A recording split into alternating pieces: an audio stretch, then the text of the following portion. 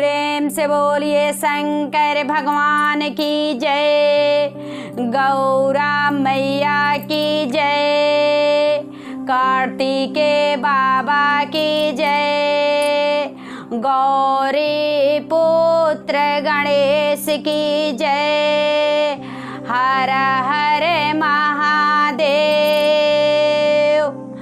तो देखिए गुरु बहना, एक बहुत सुंदर आप लोग के हम शिव चर्चा के एक बहुत सुंदर हम कथा सुनाव तटी। हमरे कथा के आप सब शुरू से अंत तक सुनम आ सुन के बताए कमेंट बॉक्स में कि हमार कथा सुन के आप सबन के कैसन लगल बाटे। आ कमेंट बॉक्स में हर हर महादेव जरूर लिखम गुरु बहना। तो आप लोगन से ये कहतनी गुरु बहना कि हमरे कथा के आप सब ध्यान से सुनम। आ कथा सुनने से आप लोग के देखी कितना का ज्ञान मिलेला। तो हमार कथा आप तो शुरू से अंत तक जरूर सुनम आ सुन के कमेंट बॉक्स में हर हर महादेव लिखब। तो देखी एगो बूढ़ी रहेली आ कहल जाला कि भगवान के भक्त रहेली बूढ़ा। आ शिव चर्चा के भजन कथा में वो बहुत जाली, शिव चर्चा के कथा सुनेली, भजन सुनेली, बहुत उनके खुशी मिलेला। भगवान उनके एगो औलाद देने महादेव जी एक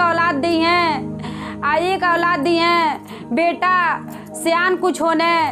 तो उनकर बूढ़ा के जौन है पतिदेव उनकर मर जाने। आ जब पतिदेव उनकर मर जाने तो कहल जाला एगो बेटा रहे ने। तो बेटा के सोचेली कि अब तो कहल जाला सुहाग तो चल गई ने।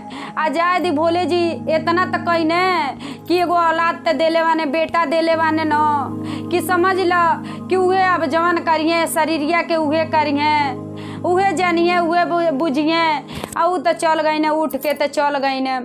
देखी बूढ़ा तो अपने मन में इतना तसल्ली दे लेली गुरु बहना, मन के अपन इतना श्रद्धा पूरा करेली कि चला हमार बेटा आई तो हमार बेटा बने बड़ हुई सियान हुई बियाह शादी होई तो हमके मानी जानी है उनकर मेहरारू इतना करत दर्द। देखी गुरु बहना कथा सुने 40 चर्चा कथा सुने अपन खा बना लिए बेटा के अपन जहाँ ड्यूटी करे जाइए बेटा के सपरा दिए अपने चल जाइए शिव चर्चा में। देखी गुरु बहना शिव चर्चा में तो बेटा माई जब जाली तो बेटा कुछ ना बोले ने कि ये माई तू रोज रोज कहाँ जालू, बेटा कबो ना बोले ने। लेकिन देखी वही बेटा के जब बियाह हो जाला तो देखी बेटा में कितना बदलाव हो जाला कि देखी गुरु बहना केहू ना जानेला कि कब बेटन में अच्छा बेटी में कब बदलाव होला, ये केहू ना जानी। इस तो सब भोलेनाथ महादेव जी के सब लीला बाटे कि महादेव जी के अपरंपार लीला है।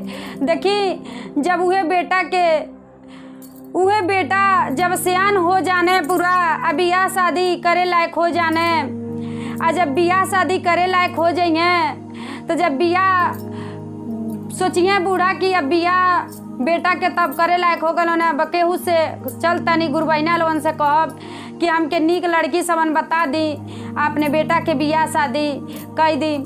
कहल जाला वही में से केहू गुरु बहना बता दी बियाह शादी आ केहू बता दी। आ बेटा के कहल जाला दिन बियाह लग जाई, आ बेटा के लगन के टाइम आ जाई, बियाह हो जाई, मेहरारू घरे आ जाली, बूढ़ा के पतोई घरे आ जाइए। देखी जब बूढ़ा के पतोई देखी गुरु बहना आ जाली तब बूढ़ा सोचले रहेली कि चला पतोई आ गई वाली तब तो चर्चा सुने जा तनी उन्हों के आई तो बताई चर्चा के हैसे इसी कथा होला। लेकिन कहल जाला उ पतोहिया भगवान के भक्त उ ना रहेली, उ भोलेनाथ के महादेव जी के उ कुछ ना जानत रहेली कि का महादेव जी होने सब जानत रहे। लेकिन कहल जाला कि उस मछली मीट के अलावा कोई ना जानेली कवन दिन खाल जाला कवन दिन ना खाल जाला। देखी बूढ़ा चर्चा में कथा सुने जाली आ कहा के पतोहस कहेली कि ये पतो कहेली कि देखा सोमवार के तू मछली मीट न बनैया। पतोहिया कहेली तो अपने बेटा से बूढ़ा के बेटा से कहिया कि राउर माई तो मना करे नहीं कि ये दिन हो दिन मछली मीट न बनैया। लेकिन कहल जाला कि पतोहिया ना देखी अब उहे बेटा हुआ मेहरारू के माया में आ गइल बाने। आ जब मेहरारू के माया में आ गइल बाने तो माई के बात ही नहीं बुझता ने। बेटा भी मेहरारू के साथे खाए पिए लगल बने। जब बेटा भी मेहरारू के साथे खाए पिए लगल बने, लेकिन देखी उहे बूढ़ा वाली त उ ना कुछ कहतली, कुछ ना कहलस पतोहिया कि रोज रोज चर्चा में जातली आ ये कहगो ज्ञान सीख के आवतली। आ जब ये कहगो ज्ञान सीख के आवतली तो ऐसा न करई आप कि उ चर्चा में ना जा पाए। देखी बेटा बाहर चल जाने, आ बेटा जब बाहर चल जाने आई का करेली फोने में इनकर पतोई बेटा से मेको में बतियावे लगेली। जब एमे को में बतियाली बेटा हमें ने रिसिया के घरे आई हैं, आई अपने माई से कहिए कि ये माई चर्चा में ना जा, माई ना मनिए कहिए ये बेटा कैसे हमार दिन गुजरी कि चर्चा में तो हम शुरू से जब तुहर बाप जियत रहने तब से हमन के बाप तुहर बाप हम चर्चा में जात रहनी। गुरु बहिना लोग बहुत रहेला अपन जानी कि वही में कथा होला, आ इनसे उनसे बात ही ना बतिया जाला, वही में कथा होला, वही में भगवान महादेव जी के अपन कह जाला ध्यान लगौले रहल जाला। देखी बेटा कहने में लेकिन माई बात ही नहीं मनली, चर्चा में चल गईली। आ जब चर्चा में चल गईली, चर्चा में से जब गईली तब पतोई काले रहेली कि मरले गरियौले से बढ़िया बाटे, आ दू रुपया उन्हीं से आई, आप बाहरे ना जाई। कहली कि जाई भैंसी खरीद ले आई, आ भैंसिया ले आई आ दुआरा पे बना जे। जब उ कहल जला खियले पियले में रह जाई तू कहीं जाई ना, कहीं चर्चा में जा ना पाए। देखी बेटा दूगो भैंस ले आके खूटा पे बांध दिए, खूटा आ बांध दिए। अब तब बूढ़ा सोचे लगेली अब तो दुआरा पे दूगो चौगा हो गल बने, ए महादेव जी अब कैसे रौरे चर्चा में। पतोहिया सोचले रानी कि पतोहिया तो सुख मिली, आ बेटा बाने तो सुख मिली, लेकिन कहल जला कि सुख हमार नहीं जननी कि सुख का होला। तो देखी जनले ना बली कि सुख का होला, तो कैसे जब सुख ना जनली कि कैसे का होला, तो देखी उहे बेटा ले आके जब खूंटा पे दूगो भैंसी बांध देने, आ जब खूंटा पे दूगो भैंसी बांध देले बने तब बूढ़ा सोचे लगले वाली। आ सोची अब कहतली केहू से कुछ कह नहीं पावतली, अब हम का करी।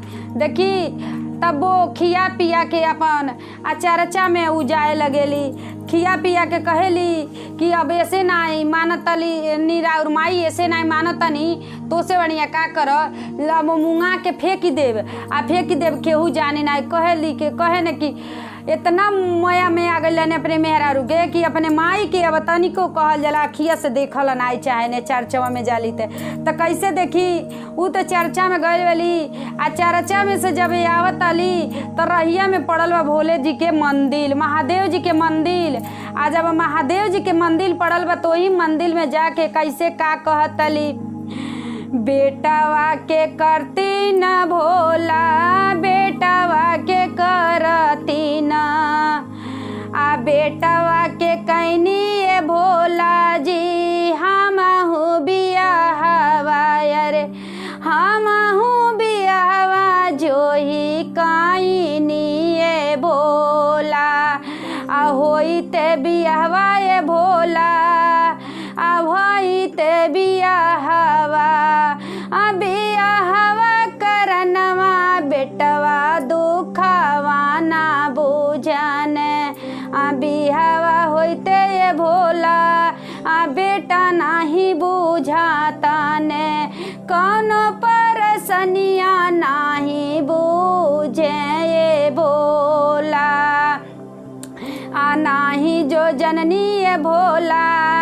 आ बेटा के सुखवा, आ नाही जे जननी ये भोला, आ पतोहिया के सुखवा, सोचले जो रानी हुई है सुखवा ये भोला, आ पतोहिया जो बाली ये भोला, आ पतोहिया जो बाली, पतोहिया जो माना करेली गुरुजी, आपके चरचवा बेटा नहीं कुछ बूझे, आपके चरचवा ये पतोहिया कुछ नहीं बूझे।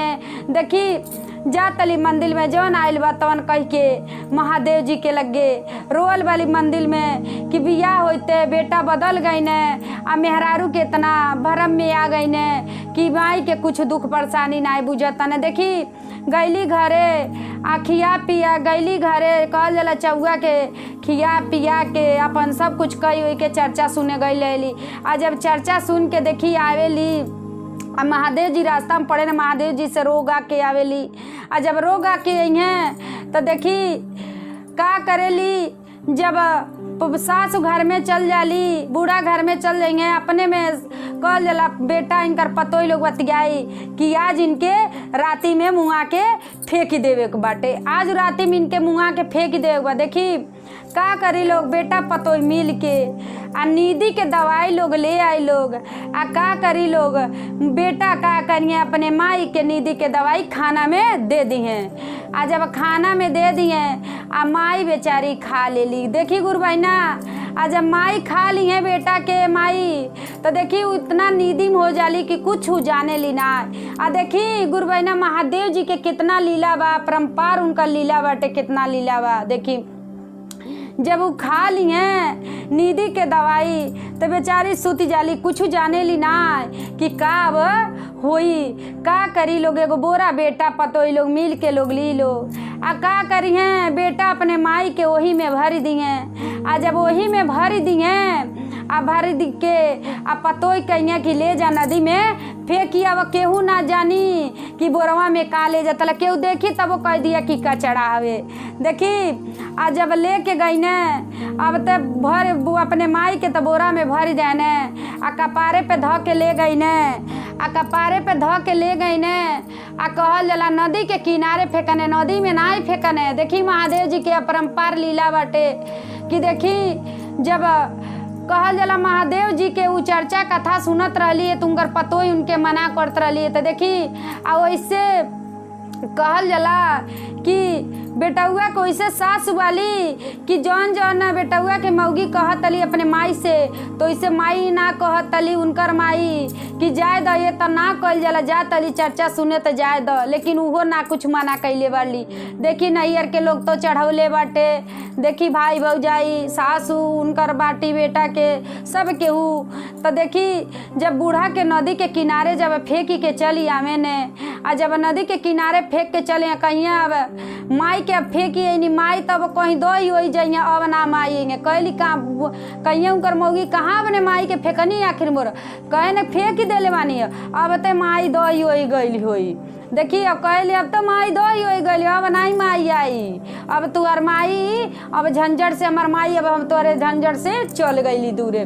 देखी जब नदिया के किनारवा बोरवा रहेला गुरु बहिना, जब नदिया किनारवा बोरवा रही आ जब बोरवा रहेला तो देखी चोर चोरी करके जाने आ जब चोरवा चोरी करके जाइए तो देखी ढेर के जेवर और केहू के घर से 2-4 घर सब लूटले रहे ने आ लूट के आज ढेर के सोना चांदी लेके वही नदिया के किनारवा सब बखरा लगावत रहे ने।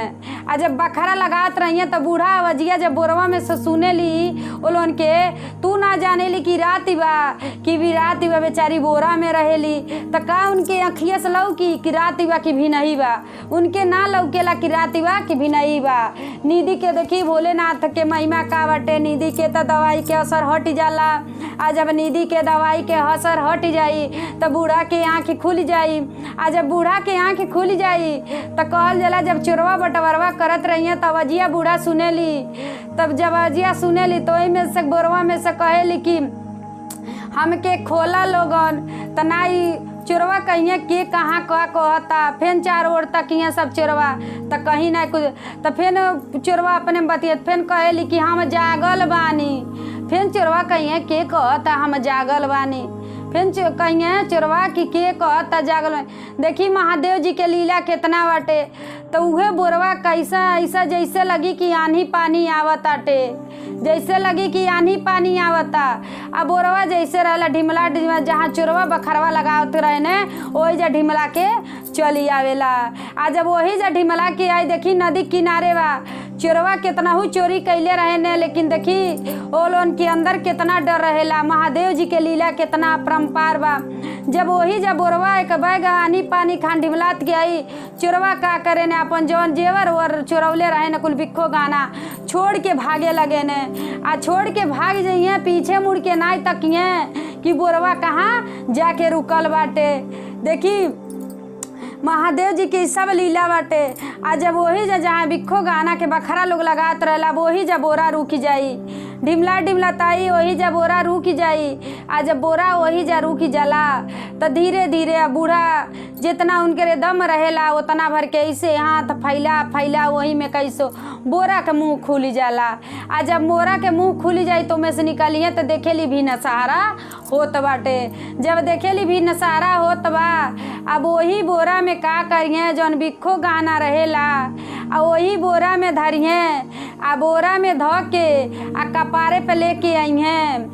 अब आवे लगी अपने गाँवे और तो यहाँ तो बेटा पतोई लोग जाने ला लोग कि अब तो हम माई के बेटा कहीं हम तो ले गल बनी नदी किनारे फेंकल हमार माई दो गई हुई।